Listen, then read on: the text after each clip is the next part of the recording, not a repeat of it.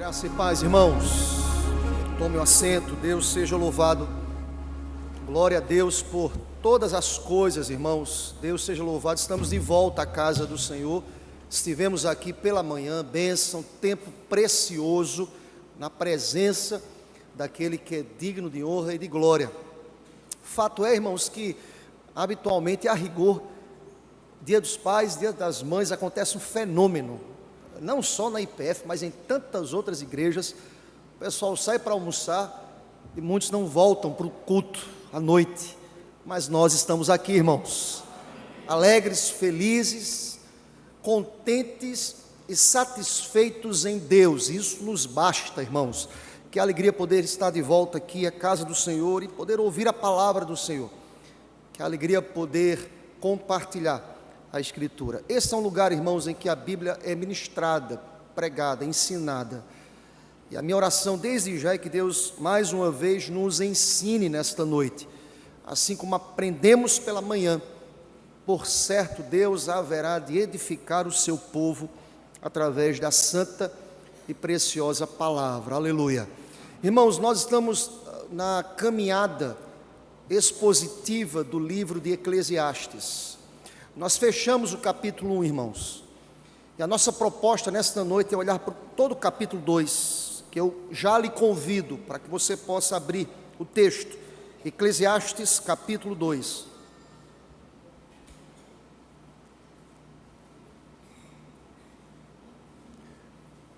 Eu não estarei lendo todo o capítulo agora, nesse momento. Em alguns momentos iremos revisitar este capítulo, mas eu destaco alguns versículos de maneira inaugural para a gente aqui hoje à noite, servirá como base para a gente. Quero destacar para a gente na leitura o verso 1. O versículo 1 nos diz: disse comigo, vamos, eu te provarei com alegria, goza, pois, a felicidade, mas também isso era vaidade. Versículos 10 e 11, tudo quanto desejaram os meus olhos, não lhes neguei, nem privei o coração de alegria alguma, pois eu me alegrava com todas as minhas fadigas. Isso era a recompensa de todas elas. Considerei todas as obras que fizeram as minhas mãos, como também o trabalho que eu, com fadigas, havia feito. E eis que tudo era vaidade, e correr atrás do vento, e nenhum proveito havia debaixo do sol. A partir do versículo 24, irmãos, nada há melhor para o homem do que comer, beber e fazer que a sua alma goze o bem do seu trabalho. No entanto, vi também que isto vem da mão de Deus, pois separado deste, quem pode comer ou quem pode alegrar-se? Porque Deus dá sabedoria, conhecimento e prazer ao homem que lhe agrada, mas ao pecador dá trabalho, para que ele ajunte e amontoe, a fim de dar àquele que agrada a Deus. Também isto é vaidade, isto é, correr atrás do vento. Vamos orar, irmãos. Maravilhoso Deus, aqui nós estamos diante da Tua palavra. Ela é suficiente, ela nos basta. Ela é poderosa. Ela vem ao nosso encontro. E a minha oração, Pai, é que esta palavra possa trazer a cada coração aqui, a começar do meu, Senhor, significado, sentido à vida, que o Senhor possa realinhar a nossa caminhada segundo a Tua palavra. Senhor, visita cada coração, usa-me como instrumento em Tuas mãos e edifica-nos, abençoa-nos, ó Pai, poderosamente, através da suficiência da palavra, Senhor. Que as palavras dos meus lábios e o meditar do meu coração sejam agradáveis a Ti, Senhor. Assim oro, assim nós oramos, assim já Te agradecemos, em nome de Jesus. Amém. Glória a Deus. Irmãos, que desafio estudar Eclesiastes. Desafio poder olhar para esse livro que traz tantas nuances, tantos detalhes, tantas coisas interessantes, irmãos. Eu diria também coisas desafiadoras. Eu fiquei pensando, irmãos, que quando nós olhamos para o tempo, para a linha do tempo, nós percebemos que as demandas são as mesmas. As angústias são as mesmas. Eu fiquei a pensar sobre isso e eu entendi, e mergulhando dentro do nosso atual contexto. Eu penso, irmãos, que hoje, olhando e usando a lente contextualizada dos nossos dias, eu penso, irmãos, que nós vivemos em uma geração que aprendeu a multiplicar, eu vou repetir, aprendeu a multiplicar as possibilidades de satisfação. Nós temos muitas possibilidades de satisfação. Nós temos muitos caminhos a percorrer quando nós pensamos sobre satisfação, mas é impressionante, mesmo com a multiplicação de possibilidades de satisfação, nós estamos ainda e continuamos nesta trilha e nesta caminhada e convivemos ainda, apesar dessas grandes possibilidades, nós caminhamos no mesmo trilho da insatisfação que tomava, por exemplo, o coração do escritor deste livro, Salomão. Há um sentimento de insatisfação, há uma inquietude no coração, um coração que nunca está satisfeito. Nós vivemos também esses dias aqui hoje. Eu penso que o extrato de Eclesiastes, e sobretudo, irmãos, do capítulo 2, aponta muito bem a realidade de todos nós. Nós somos insatisfeitos, por natureza. Nós nunca estamos satisfeitos, para falar a verdade, irmãos. Nunca estamos. Falta alguma coisa, falta algum ajuste, falta alguma coisa no nosso coração. E ainda dentro desse preâmbulo, a guiça ainda de introdução, pensem comigo, mesmo e apesar de muita tecnologia dos nossos dias, apesar de muitos recursos, apesar de mais experiências, mais entretenimento, mais conhecimento, mais possibilidades de realização do que qualquer geração anterior, o coração do homem continua o mesmo, insatisfeito, irmãos. Há uma busca desenfreada e contínua dos corações, buscando satisfação, irmãos. Seja qual for a área, seja qual for o segmento, o homem procura satisfazer o vazio do coração. Eu penso, irmãos, que a pergunta aqui locada neste capítulo 2 de Eclesiastes é a pergunta de muita gente hoje. É só isso, falta alguma coisa. Percebe, irmãos? Estudamos, falta alguma coisa. Trabalhamos, falta alguma coisa. Lutamos, está faltando alguma coisa. Você agrega valores e de algum momento você pensa, eu preciso crescer mais. Você estuda e pensa, eu preciso estudar mais. Você conquista e você percebe, eu preciso conquistar mais. E no final, a síntese, a suma é só isso. O que falta? Eu penso, irmãos, que esta era a inquietação desconcertante do coração de Salomão. Salomão teve tudo. Os versículos que nós lemos hoje à noite refletem muito bem a realidade de alguém que está, de alguma forma, insatisfeito. E alguém pode pensar, pastor, eu sou crente, como é que eu estou insatisfeito? Salomão passou por esta insatisfação. Estava faltando alguma coisa. Salomão chegou à tese de que lá na frente nós iremos perceber que a suma é temer a Deus. Mas aqui no capítulo 2, irmãos, nós percebemos que o pregador, ou seja, Salomão, ele não está teorizando sobre algo. Salomão está falando sobre algo que é prático. Ele viveu na prática, irmãos. Ele apresenta a sua própria experiência, ele externa a sua alma, ele apresenta o laboratório da sua existência para nos dizer, nada nos satisfaz. Há uma inquietude no coração do homem. Quem sabe você entrou aqui hoje à noite inquieto, insatisfeito, lhe falta alguma coisa na alma, no pensamento, na projeção para o futuro, lhe falta algo. E Salomão reflete muito bem o extrato de alguém que estava insatisfeito. O que é que ele resolve fazer? Investigar. Irmãos, o coração insatisfeito é um coração inquieto, é um coração que quer investigar, que quer descobrir. Eu nunca fui referência quanto a, por exemplo, uma coisa bem básica, bem basilar, eu nunca fui referência, por exemplo, não é minha área, desde criança, se alguém me entregasse um carrinho, eu desmontasse o carrinho Eu não sei se você é da minha geração ou do meu trilho. Eu não conseguia remontar o carrinho e usar todas as peças de novo. Quando eu remontava, ficavam algumas peças de fora. É verdade que o carro voltava a funcionar ali, mas eu deixava várias peças de fora. E digo para vocês, eu dizia, vai ficar fora, que está funcionando. Para mim já basta aqui. O coração insatisfeito é um coração que investiga, que quer aprender a remontar, que quer usar os mecanismos. E o que é que Salomão usa aqui, irmãos? Ele resolve investigar a vida com a sua própria vida. Se existe algo que possa preencher o coração do pregador debaixo do sol. E será que alguma coisa pode ser produzida para que essa produção possa trazer algo que seja satisfatório e duradouro? Salomão trata a vida nessa perspectiva. Eu vou investigar, eu vou pesquisar.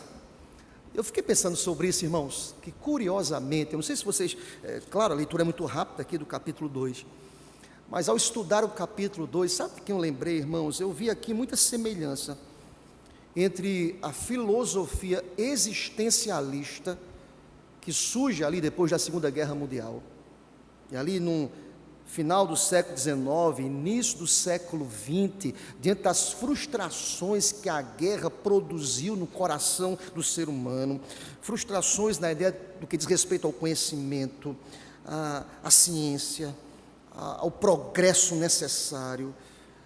A humanidade estava abalada, afligida, e a síntese ali pós Segunda Guerra Mundial, depois das guerras, dos massacres, da bomba nuclear, isso produziu uma crise na sociedade, e a síntese foi: nós devemos produzir a nossa existência algo que seja duradouro, algo que possa valer a pena. Surge com grande força o existencialismo, esse movimento, irmãos. E o princípio básico definido por grandes pensadores, entre eles, um dos mais notáveis desse movimento, que é Jean-Paul Sartre, e ele diz assim: a existência precede a essência, ou seja, o ser humano nasce primeiro, o ser humano define a vida a partir das suas próprias ações. Esse era o pensamento existencialista. Produzam ações, essas ações precisam nortear o coração de vocês. Em outras palavras, o movimento existencialista defendeu a seguinte tese: faça sua existência ter significado por meio de suas ações. Que vocês possam agir, que vocês possam produzir, que vocês possam criar indivíduos significativos para a sociedade através dos seus próprios movimentos. Eu fiquei pensando, foi isso que Salomão fez, irmãos. Antes do movimento existencialista, Salomão disse: eu vou viver agora. Permita uma expressão, irmãos, eu vou colocar o pé na jaca. Eu vou viver agora. Eu cansei, eu vou experimentar, eu vou mergulhar na vida, eu vou trazer significado à vida, eu vou viver a vida de maneira potencializada. E o capítulo 2, irmãos, de Eclesiastes, que me trouxe o mergulhar nas nuances e nos detalhes, me permite enxergar que Salomão não teve uma experiência pequena da vida. Ele experimentou grandes coisas. Olha a síntese do capítulo 2, irmãos. Ainda em preâmbulo aqui, introdutório, ele edificou casas, ele plantou vinhas, ele organizou jardins, ele acumulou riqueza, ele reuniu servos, ele adquiriu rebanhos, ele desfrutou de tudo aquilo que o poder e a prosperidade poderiam proporcionar. Ele viveu a vida, ele caiu de cabeça, ele praticamente transforma sua própria existência em um laboratório existencial. Eu quero viver, eu quero mergulhar. E eu fico pensando, irmão, será que ele encontrou resposta aqui? Será que tudo aquilo que Salomão viveu de maneira intensa trouxe respostas ao vazio do coração dele? Será que há futuro debaixo do sol? Será que há vida debaixo do sol? Será que há alegria significativa debaixo do sol?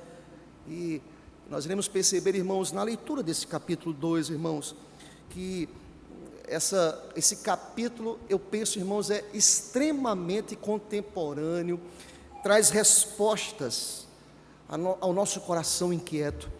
E olha aqui para mim, querido, quem sabe você entrou aqui hoje à noite inquieto, insatisfeito. Ah, pastor, eu estou aqui todo domingo, mas quem sabe o seu coração continua insatisfeito. Olha aqui para mim, querido, em nome do Senhor Deus, satisfação plena somente em Jesus, aleluia, só em Jesus.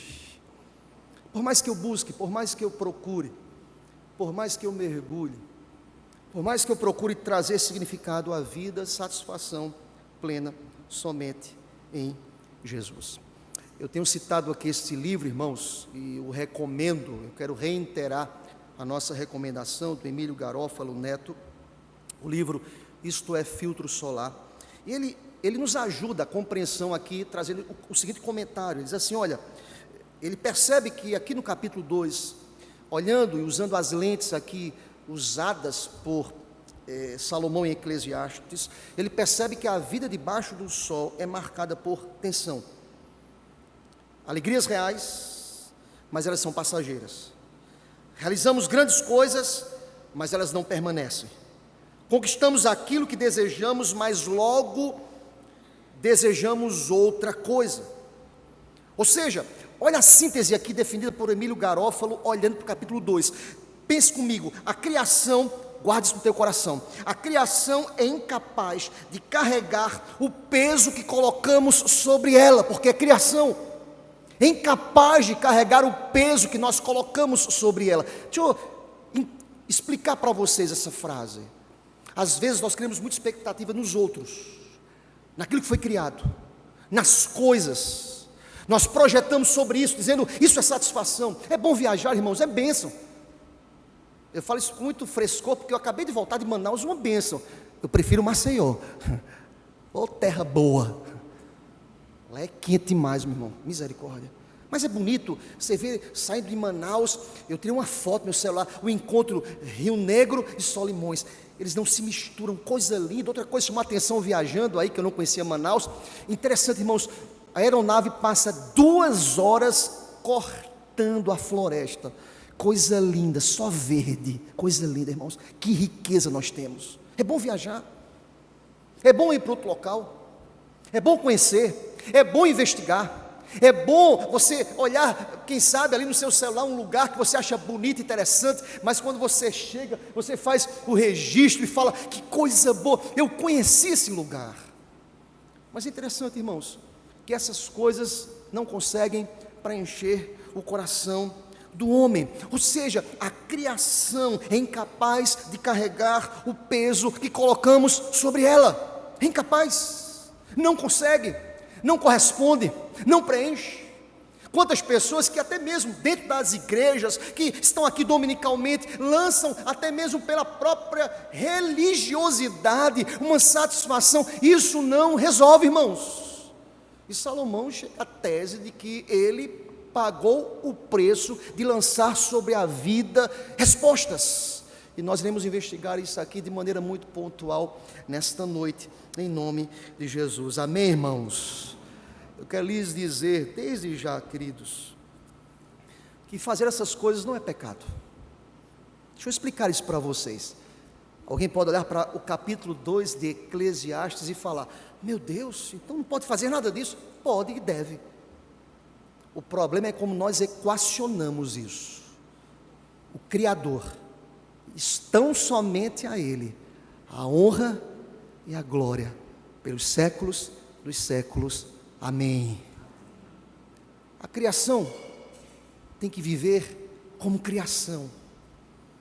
E é interessante que quando eu olho para esse capítulo 2, irmãos, eu penso que Salomão está falando de mim, está falando de você hoje à noite, está falando de mim e de você.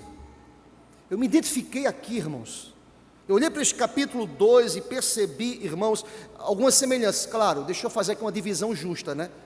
Tem nada a ver com os palácios de Salomão, eu nem os tenho, e nem você também, acredito, tá certo? Eu conheço os irmãos, ninguém tem um palácio aqui, né, irmãos? Nós não temos o palácio de Salomão, mas nós temos os nossos projetos pessoais. Eu não tenho os jardins de Salomão, eu não tenho os rebanhos de Salomão, eu não tenho a riqueza nem você de Salomão, Mas nós temos uma caminhada, uma carreira, uma profissão. Você tem uma profissão, eu tenho um chamado ministerial. Nós temos família, nós temos ministério, nós temos um patrimônio, não como de Salomão. Nós temos viagens, nós temos reconhecimento, nós temos sonhos, nós temos realizações. E essas coisas são boas, irmãos. São dadas por Deus. O problema, e note bem, guarde isso no seu coração, o problema começa quando esperamos que tais coisas coisas boas, possam fazer aquilo que somente Deus pode fazer. Eu quero que você guarde isso no seu coração. Tem coisas que só Deus pode fazer. Eu estou aqui hoje à noite para lhe dizer, quem pode preencher o vazio da tua alma e do meu coração se chama Jesus, aleluia. Só Ele, só Ele. Eu lembrei do irmão nosso aqui, só Ele. Só Jesus. Não tem igual, Ele é incomparável, irmãos. Vejamos, eu queria sem delongas aqui olhar para o texto. O capítulo 2 nos mostra isso. Eu estou falando sobre um coração inquieto, um coração insatisfeito. Em primeiro lugar, coração inquieto busca satisfazer ou satisfação nos prazeres, mas o coração inquieto nunca se satisfaz.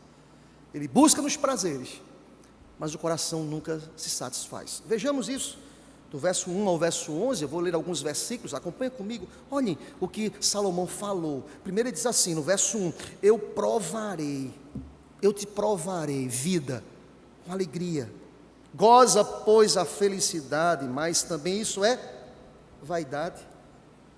Do riso, disse, é loucura, e da alegria, do que me serve? Resolvi no meu coração dar-me ao vinho, regendo-me contudo pela sabedoria, e entregar-me à loucura, até ver o que melhor seria que fizessem os filhos dos homens debaixo do céu, durante os poucos dias da sua vida. Olha o que ele fez, verso 3, 4, acompanha comigo. Eu empreendi grandes obras, eu edifiquei para mim casas, eu plantei para mim vinhas, eu fiz jardins, eu construí pomares para mim, e nestes plantei árvores frutíferas de toda espécie. Olha, ele fez açudes para regar com eles o bosque em que reverdeciam as árvores. Eu comprei servas, e tive servos nascidos em casa. Eu possuí bois, ovelhas, mais do que possuíram todos os que antes de mim viveram em Jerusalém. Tudo quanto, verso 10, desejaram os meus olhos, eu não lhes neguei, eu não os privei o coração de alegria alguma, pois eu me alegrava com todas as minhas fadigas, e isso era a recompensa de todas elas. Considerei todas as obras que fizeram as minhas mãos, como também o trabalho que eu com fadigas havia feito, e eis que tudo isso era vaidade, era correr atrás do vento, e nenhum proveito havia debaixo do sol. Olha aqui para mim, querido, um coração inquieto busca satisfação nos prazeres, mas nunca se satisfaz. Eu fiquei pensando, irmãos, alguém que ler esse capítulo 2 chega à seguinte tese: meu Deus, que tristeza no coração de Salomão. Que coração é esse? Que fez tudo, que buscou tudo, que empreendeu. Salomão experimentou o riso, os prazeres, o vinho, grandes obras, riquezas, tudo aquilo que poderia proporcionar realização, ou seja, satisfação para o seu coração.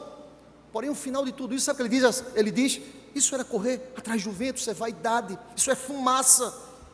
Eu quero que você entenda hoje à noite, queridos, que nada pode satisfazer o coração do homem. A criação não pode carregar esse peso, irmãos. Nós não podemos lançar sobre algumas ideias ou alguns projetos humanos a realização plena, serene. Porque a nossa realização completa, perfeita, maravilhosa, vem do trono que emana todas as bênçãos. Bendito seja o nome do Senhor, aleluia.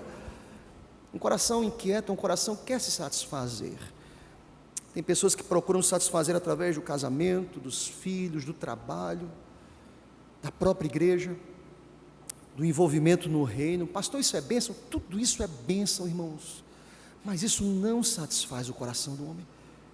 Isso é correr atrás do vento, isso é ficar inquieto, é chegar no final e falar, é só isso, falta alguma coisa.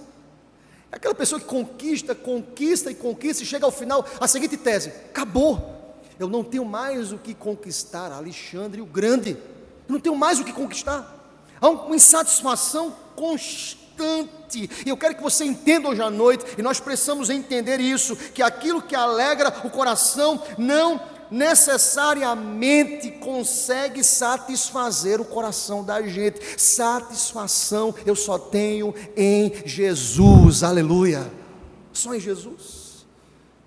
Por isso que nós não podemos perder tempo, irmãos, nós precisamos correr para Jesus. A primeira ideia aqui é que um coração insatisfeito busca satisfação, mas ele nunca se satisfaz. E se tem alguém que tem autoridade para falar sobre isso é Salomão. Olha o que ele fez, ele comprou, ele construiu açudes, ele criou bosques aqui, e ele tinha dinheiro para fazer isso, irmãos. Tudo aquilo que os meus olhos desejaram. Você já parou para pensar nessa frase, irmãos? Já parou? Nós vemos hoje em um contexto de desejos, de cobiça tecnológica. É verdade ou não é, irmãos? Essa internet é fogo, irmão. Você fala uma coisa, daqui a pouco chega lá. Você fala de uma cidade, aparece lá, promoção. Olha o golpe. Cai quem quer. Promoção, 10 vezes. Você fica, meu irmão, quem for, não tiver controle ali, meu irmão. Os olhos. Já pensou, se Salomão estivesse nos nossos dias, ele ia dizer o seguinte: tudo o que a internet me ofereceu, os meus olhos contemplaram, eu fiz, eu vivi. E sabe que ele chega à seguinte tese: continuo insatisfeito. É correr atrás do vento. A primeira verdade é que nada pode satisfazer o coração insatisfeito. É correr atrás do vento. Você pode fazer o que for, querido, você pode correr de um lado para o outro, claro, você não terá o poder de compra de Salomão, mas na medida do poder que você tem de compra, nada disso pode satisfazer o coração da gente. O importante é entender que mesmo aqui em Maceió, ou qualquer outro lugar, o que traz alegria ao meu coração tem nome. A minha alegria se chama Jesus, aleluia. Por isso que Paulo diz: eu não estou viajando, eu estou encarcerado, eu estou preso, e quero dizer aos que estão libertos: alegrai-vos no Senhor. Outra vez vos digo, alegrai-vos no Senhor, aleluia. A primeira verdade está posta aqui nos versículos 1 ao 11, irmãos, mas há uma segunda verdade que o texto também reclama a nossa compreensão, é que um coração inquieto busca sentido nas realizações, mas essas realizações, irmãos, elas não são permanentes. Buscam nas realizações, mas elas também não são permanentes. Quando nós encontramos isso, irmãos, do verso 12 ao verso 17, ele realiza, mas elas não são permanentes. Então, pensa comigo, versículo 12, então, já que o que eu quis, os prazeres, eles não geraram em meu coração satisfação, eu vou realizar agora. Verso 12 nos diz o seguinte: então passei a considerar o que? A sabedoria, e a loucura, e a estutícia. Que fará o homem que seguirá o rei? O mesmo que os outros já fizeram. Então vi que a sabedoria é mais proveitosa do que a estutícia, a loucura, quanto a luz traz mais proveito do que as trevas. Versículo 16: pois tanto do sábio como do astuto, do louco, a memória não durará para sempre, pois passados alguns dias, tudo cai no esquecimento.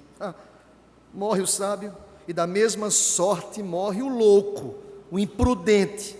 Pelo que aborreci a vida, pois me foi penosa a obra que se faz debaixo do sol. Sim, dizia Salomão, tudo é vaidade, tudo é correr atrás do vento. Olha que coisa interessante, irmãos. Ele diz: olha, o prazer não me traz satisfação, eu agora vou realizar, eu vou me aprofundar, eu vou estudar, eu vou fazer um comparativo entre o sábio e o imprudente, o insensato. É fato, irmãos, Salomão não está dizendo que buscar sabedoria é errado. Salomão está fazendo aqui trazendo uma tese clara de que tanto o sábio quanto o louco, o insensato, por fim, estarão no mesmo lugar. O fim é o mesmo para todos, para estudiosos, para cultos, para incultos. De nada adianta a soberba, a vaidade, a altivez, nada disso. Os nossos diplomas não estarão sendo uma chancela ou uma carteirada na vida eterna. Nada disso adianta, irmãos. Porque o tempo é a realidade de todos nós. Com o tempo, aquele que foi piedoso na terra, as suas obras, muitas delas, ficarão no esquecimento. E ele diz: isso não satisfaz o coração do homem. Entendam, irmãos, ambas encontram o mesmo destino, a morte. Até aquilo, irmãos, que fazemos de melhor está limitado pela brevidade da vida. Então a vida só tem sentido com Cristo, irmãos, com o Senhor, com o coração piedoso, com a alma devotada a Deus, com o sentimento claro de que vivo não mais eu, mas agora é Cristo, que eu possa ser gasto por Cristo em nome do Senhor, irmãos.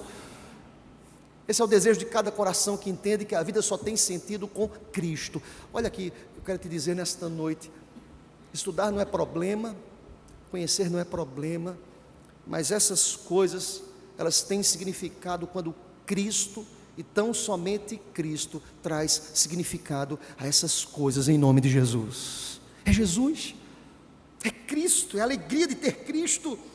Ou seja, aquilo que fazemos de melhor fica. Há um tempo, há um limite. A palavra de Deus nos diz no Salmo 139 que os nossos dias foram contados e foram determinados por Ele, por Deus. O meu coração tem que estar em Deus. Eu quero que você entenda hoje à noite que Salomão, que estava com o coração inquieto, ele busca realizar, mas aquilo que ele realiza não é permanente, fica.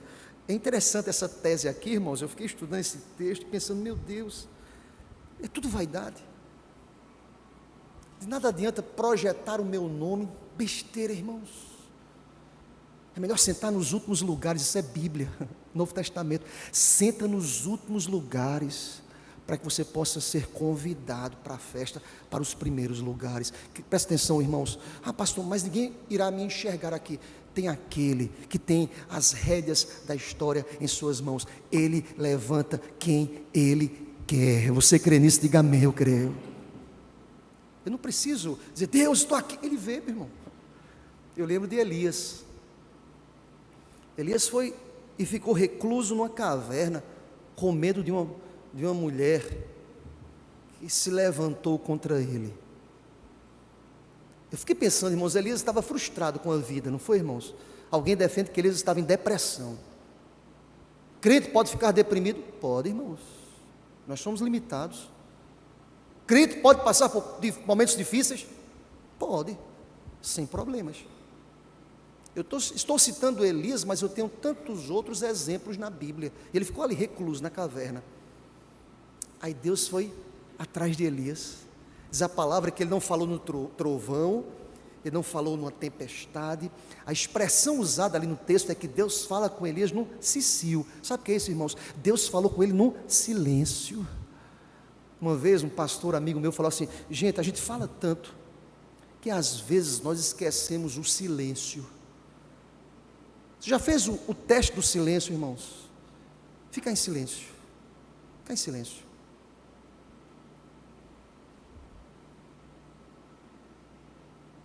Nós precisamos do silêncio com Deus, porque é no silêncio que Deus trata o coração da gente. O coração mais afobado, assodado. Salomão: Deus, eu não tenho respostas. Fica em silêncio. A cultura judaica ortodoxa me ensina que o Salmo 1, as pessoas liam o texto e meditavam de dia e de noite. Uma vez alguém perguntou: pastor, eles não paravam de ler a Torá? Não, irmãos. Era cultural ler pequenas porções da Bíblia. Eles passavam o dia todo em silêncio, meditando naquela palavra, de dia e de noite. Alegrei-me quando me disseram: vamos à casa do Senhor, meditando. O que é estar na casa do Senhor? Medita sobre isso, fica em silêncio. Deixa o Espírito de Deus tratar o coração da gente. Nós encontramos respostas em Deus, aleluia, que não nos desampara, que nos visita.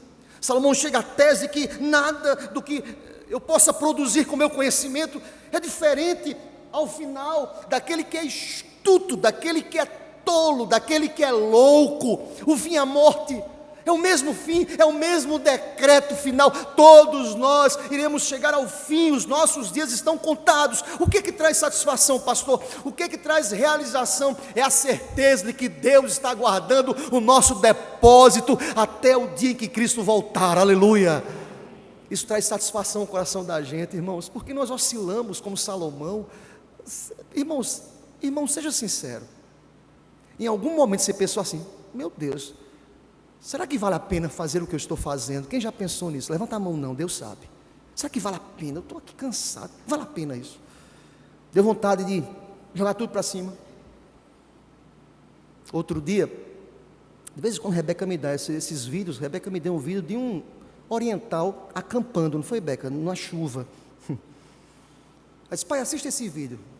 Aí me botou lá e me deixou sozinho, claro, né? Fiquei sozinho na sala, assistindo. Peguei no sono, tá, irmãos? Porque o vídeo é muito longo.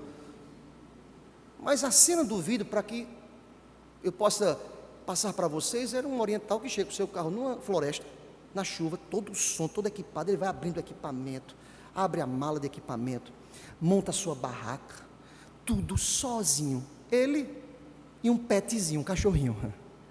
Eles estão ali, ficam sozinhos na floresta. Eu fiquei pensando, tem dias que nós nos sentimos assim, uma vontade de pegar o kitzinho da gente e ir para uma floresta. Alguém já sentiu isso no coração? Deus conhece teu coração. Deixar todo mundo para trás, deixados para trás. É uma fumaça, mas é um filme que tem. Ir para uma floresta. Gente, eu só escutava o quê? Pai, isso é bom para dormir, pai. Estava ali na sala, um pouco insônia. Aí disse: pai, escuta aí, bota aí. Eu peguei no sono mesmo. Ficou uma zoadinha da chuva assim, na barraca, na floresta. Eu fiquei pensando: rapaz, esse cara deixou tudo para trás e ficou sozinho, recluso numa floresta. Eu fico pensando, irmãos, eu penso que Salomão, ele podia gravar esse vídeo e fazer um conteúdo para a internet, para dizer: olha, eu resolvi ficar sozinho, porque conhecer, no final, é a mesma coisa daquele que é louco, não conhece nada. O fim é a morte. O que traz alegria ao coração da gente é a certeza: eis que estarei convosco todos os dias, em nome do Senhor. Olha aqui para mim, querido. Deus traz realizações ao nosso coração, e são realizações duradouras e permanentes. Quantos que podem dizer amém por isso? Eu creio. Mas vamos fechar o texto. Salomão diz assim: os prazeres, eles não puderam preencher o meu vazio. O conhecimento, as realizações, meu coração continua inquieto. O que ele vai terminar dizendo? O quê? Eu vou tentar as conquistas agora. Eu vou conquistar. Eu vou buscar satisfação nas conquistas, no trabalho. E sabe o que ele descobre? Eu sou frágil. Há uma fragilidade do coração do homem. Nós encontramos essa tese aqui de Salomão, do versículo 18 ao versículo 23. Deixa eu ler alguns versículos. Olha o que diz a palavra, verso 18. Também aborreci todo o meu trabalho, com quem me afadiguei debaixo do sol. Vou trabalhar agora. Visto que o seu ganho eu havia de deixar a quem viesse depois de mim. E que pode dizer, se esse que vem depois de mim, os meus filhos, os meus netos, eles serão tão sábios como eu fui, ou serão loucos, astutos. Contudo, esse que vem depois de mim, eu juntei. Aí vem meu filho, vem meus netos, eles terão domínio sobre todo o ganho das minhas fadigas e da minha sabedoria debaixo do sol. Eu resolvi entender que isso também era tudo vaidade.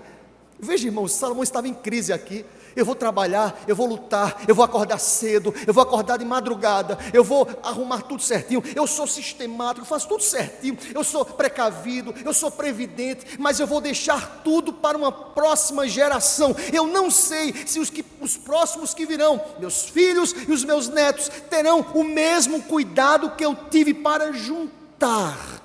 Ele entrou em crise, irmãos. Isso não satisfaz o coração da gente? Vocês percebem que a vida é assim? Nós ralamos, nós trabalhamos, nós organizamos, nós deixamos uma herança. Tem irmãos que são mais abençoados, a herança é maior, como Salomão. Outros são heranças menores, mas nós deixamos uma herança. E sabe o que Salomão fala aqui? Eu vou deixar para quem vem depois de mim. Olha a crise dele: será que quem vem depois de mim é tão sábio como eu fui sábio? Nós não sabemos, irmãos. Percebe que ele fala: eu não tenho domínio sobre a vida, eu não tenho domínio sobre o futuro, eu não tenho domínio sobre as coisas, eu vou embora, a vida passa, os meus dias são contados.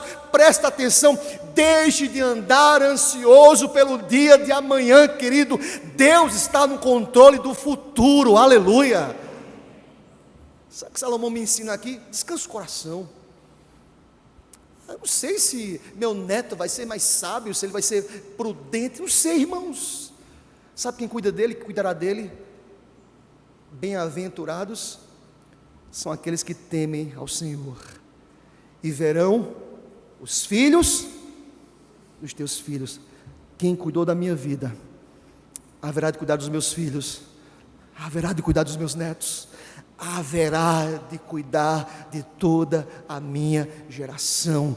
Ele é fiel, aleluia. Amém, meu irmão? Deus é fiel. Salomão entra aqui em crise, porque ele fala: eu não sei se eles terão o mesmo cuidado. Todo mundo tem mania, tá, irmãos? Todo mundo tem mania aqui. E nós temos que estudar as manias aqui, mas todo mundo tem um jeitinho. Só olha para uma pessoa e fala assim: é cheio de mania. Todo mundo tem. Alguns mais, outros menos. Eu conheci uma pessoa, eu não vou dizer o nome, tá, irmãos? Conheci uma pessoa que ela tem a mania, há muitos anos, por exemplo, de comprar a feira de rua há mais de 30 anos no mesmo lugar. No mesmo lugar. Isso é um toque, meu irmão, isso é uma mania.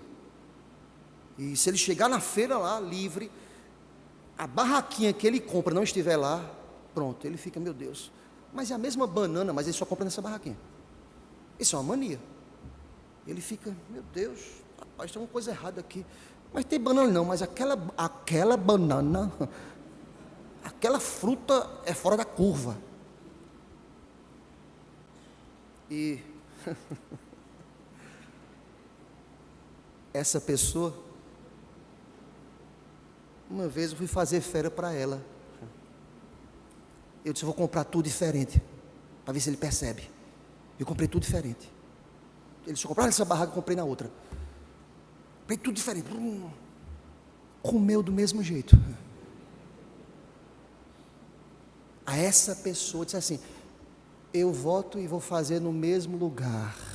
Isso é uma mania. Pergunto-lhe, foi que Salomão pensou, para ser bem prático: será que os meus filhos, os meus netos, terão os mesmos cuidados que eu tenho de comprar aquela fruta naquela barraca? Não, irmãos. Cada um tem a sua própria realidade. Cada pessoa tem uma mania. Você está rindo, mas você tem suas manias, tem seu jeitinho de ser, tem suas. Eu tenho os meus toques também, irmãos. Eu não vou dormir sem antes conferir todas as portas. Só são duas também lá em casa. Mais fácil, né? Parece até que eu tenho um palácio, né, de Salomão. Todas as portas. Porta 23, porta 24, porta a 33ª do meu palácio. Não, são duas. Mas eu não durmo antes de conferir.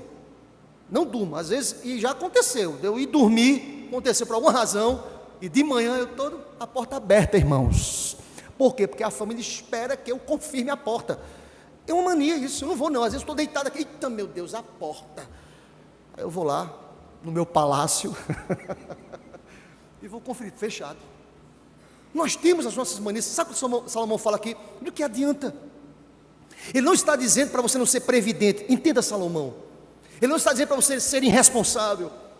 É a vida, irmãos. Nós juntamos, nós queremos deixar uma herança para os filhos, nós queremos e cuidamos isso com muito zelo, com muita dedicação, com muito amor.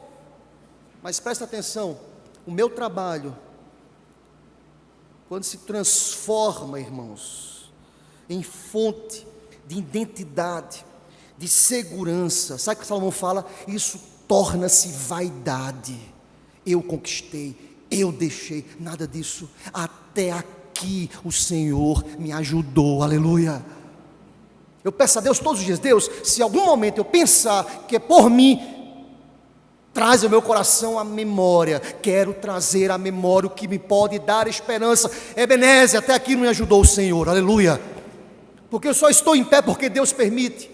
Eu só tenho saúde porque Deus me dá saúde. Eu só trabalho porque Deus me deu trabalho. Eu só estou falando para vocês porque Deus me deu a voz. Eu só estou pregando porque Deus me trouxe a lucidez mental. Bendito seja o nome do Senhor para sempre. Olha a tese, olha a síntese de Salomão. Tudo que eu deixo vem de Deus, todas as coisas emanam de Deus, logo não me pertence. O que eu deixo não é meu, não pertence aos meus filhos, aos meus netos, e isso tudo é vaidade. Todas as coisas pertencem ao dono de tudo, Deus, aleluia. Sabe o que Salomão me ensina aqui, irmãos? Minha família não é minha, é de Deus. O que eu tenho é de Deus. Eu só sou mordomo. E quando eu penso que o que eu tenho é meu, isso é vaidade. E ele entra em crise, tudo é vaidade. E presta atenção, quando eu penso que depende de mim, eu construo na minha alma uma dependência que não honra a Deus. Eu dependo de Deus, você depende de Deus. E Salomão chega a essa tese aqui.